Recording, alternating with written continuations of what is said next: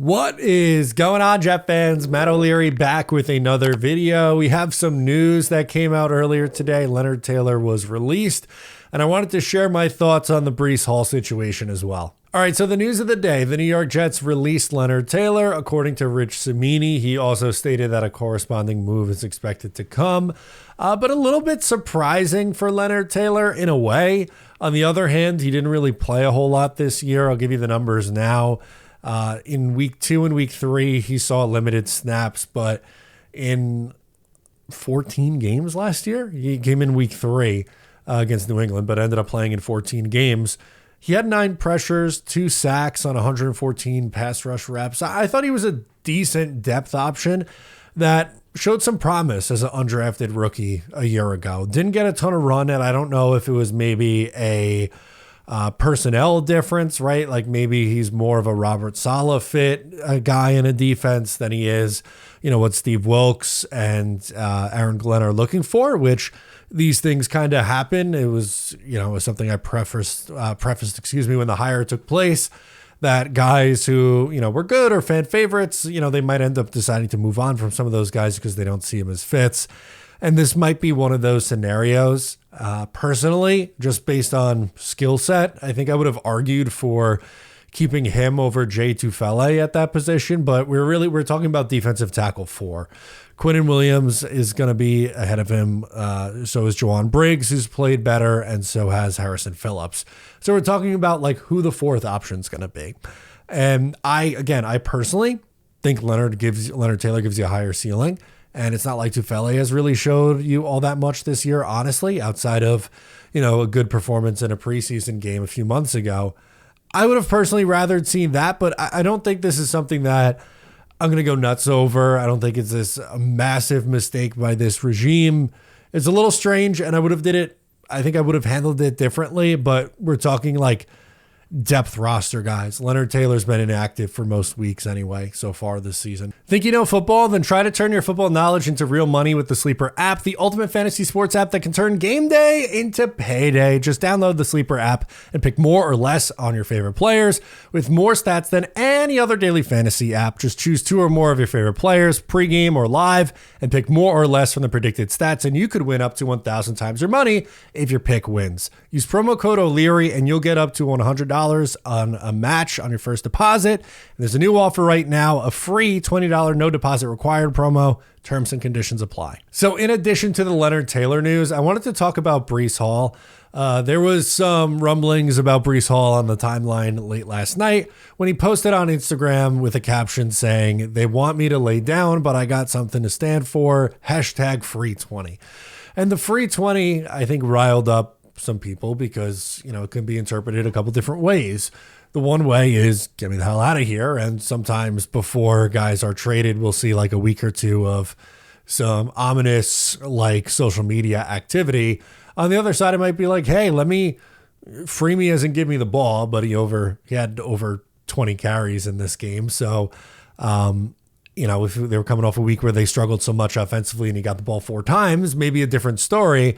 So I think most people interpret it as like, is he asking for a way out? And I don't know if that's what he was out there doing. I'm not going to say I don't know what Breece Hall was thinking in his head, but I do think we're getting close to the end of the line for Breece Hall as a New York Jet. And you're going to have some fans that want to do that, and fans are excited about that, and others who are going to be pretty against it. Breece Hall was a part of a 2022 draft class that was celebrated extremely highly. He comes out of the gate, looks awesome as a rookie, gets hurt, and then, kind of hasn't been the same guy since. I still think is a useful player, and I still think is a pretty good player. But with how the Jets are right now at 0-6, if they decide they're not going to re-sign him, the option then becomes trade. So the trade deadline is 3 weeks from today. The Jets play 2 more games before the trade deadline.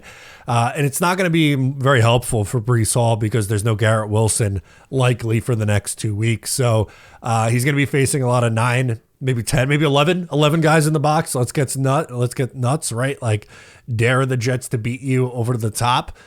So I think it's going to be tough sledding for Breece over the next couple of weeks. I wouldn't be surprised at all with the number of injuries around the league and number of teams that could be interested in adding a running back if we see Breece Hall get moved. The Chargers have been brought up. The Kansas City Chiefs have been brought up. The Arizona Cardinals, who've had a bunch of injuries and are playing two former Jets right now in Bam Knight and Michael Carter. They've been playing okay, too, I might add, but I wouldn't be surprised if those teams are sniffing around a player like Breece Hall. And part of the unfortunate thing about this is, one, like, you're giving up on a guy who I think Breece Hall is a good player. And I think if he goes to a good team and a good offense, he's going to put up numbers, and that's going to really stink to see. But at the same time, too, because of the position he plays, I don't think you're going to get a lot for him in a trade. And before the season started, I posted a video that was reacting to, I believe it was a Bleacher Report trade proposal that had the Jets fetching a 4th round pick and a receiver from Dallas to trade Breece Hall. And my reaction to the trade was, I wouldn't do it. I think they're strong at the running back position. I think they're going to run the ball a lot. And, I think they should use all 3 backs. And, it stinks that Braylon Allen got hurt. And that's what I wanted to do. And I wanted to see. It wasn't like, oh my God, this trade proposal is so egregious. The Jets they have to say no and hold out to get a 2nd round pick for Breece Hall. Like, if you're thinking the Jets are going to get a 2nd round pick for Breece Hall, I unfortunately think you're going to be really let down if the Jets do decide to trade Breece Hall in the next few weeks, because I don't think that's what his value is. I think you'd be lucky, I think, at this point to get a 4th round pick and a depth receiver for Breece Hall. I think it is going to be a 4th, maybe at the absolute most a 3rd. And I think that's very, very optimistic. But you're not going to see a 2nd round pick. You're certainly not seeing a 1st round pick. I don't think you're going to get multiple picks. Hell, it might even be a pick swap situation. And not like Breece and a 7 for a 6 kind of a swap, but like, I don't know, maybe it's Breece and a 5th for a 3rd, something like that. Like, I don't... It's hard. We're squabbling over trade compensation for draft picks, but I don't think it's going to be this astronomical value that the Jets are going to get for Breece. And that's the hard part that I'm having right now, because like I just laid out, from the Jets side of things, if they're 0-6, worst record in the league, and if they don't think they're going to re-sign Breece Hall, or they have the impression that he would leave in free agency, I see why you don't let him leave for nothing and you get something in return. That's totally fair. On the opposite side, it does feel like you're selling low, and you're going to be selling on a player who, again, like, would not surprise me if we see him go to a good team, is putting up numbers, putting up touchdowns on a team that's making a deep playoff run.